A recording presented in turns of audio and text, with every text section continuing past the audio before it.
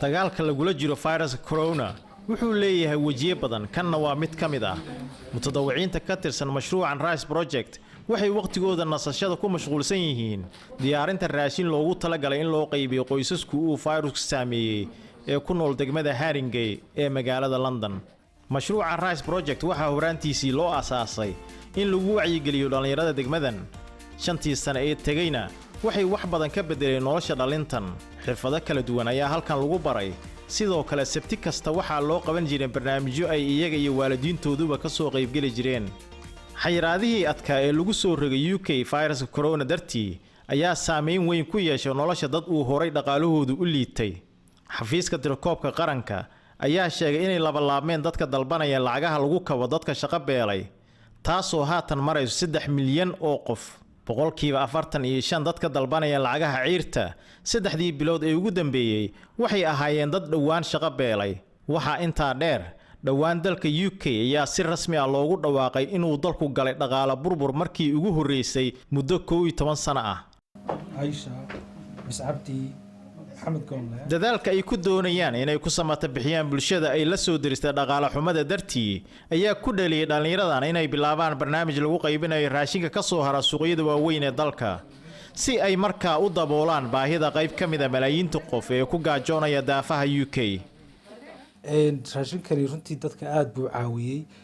COVID-19 saad ogsoontiin dad badan bay saamaysay, laakiin dad badan oo service userska amba dadkana la shaqeeyaan aanu taageerno runtii markii hore dhibaato badan bay face gareynayaan amba dhibaato badan bay soo martay. marka dadkii cuntada waan u geynaa, qofkii for example dhiban, qofkii shaqo la'aan ku dhacday, qofkii shaqada ku istaagtay, amba dadkii maxaan ku raahdaa aan lacag haysan ay cunto ku soo iibsadaan ayaan week kasta u adeegnaa oo u caawinaa.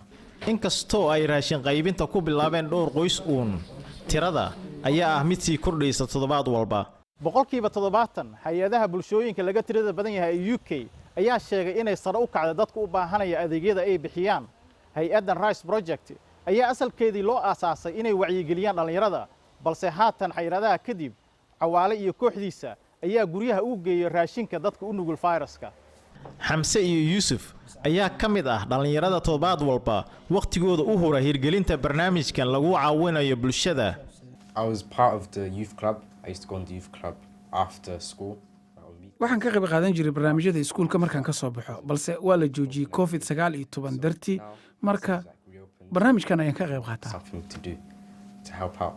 Well, growing up in this area for the last 20 years, I thought it was important to give back to the community. maadaama aan ku soo koray xaafadan 20 sano u dambeysay, waxaan rabay inaan bulshadeeda caawiyo. 2018 ayaan bilaabay. waxaan madax u ahaa barnaamijyada dhalinyarada ee aan qaban jiray iskoolka kadib.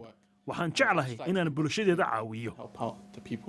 dhalinyarada kaliya kuma koobna kuwa tabarucaya waqtigooda. Soomaali badan oo xaafadaha kala different areas la geeyaa, especially waalidiin waxaa jiro ilmo yar yar haysto guriga ka bixi karin. marka cidab xataa Soomaali kaliya ma caawino, waxaan caawinaa dad kale oo ajnabi ah ayaan caawinaa. First of all waxa weeyaan isku xirnaanta community-ga ay horta number 1 ka tahay dadku inay is og yihiin is yaqaanaan iyo inaan ognahay dadkeena dhibaataysan markii xanuunada noocan oo kale ay dhacaan waa inaan iska warqabna xaafad ahaan.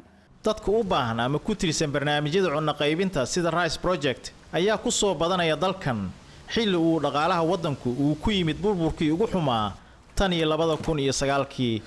Junaydi Faarax, BBC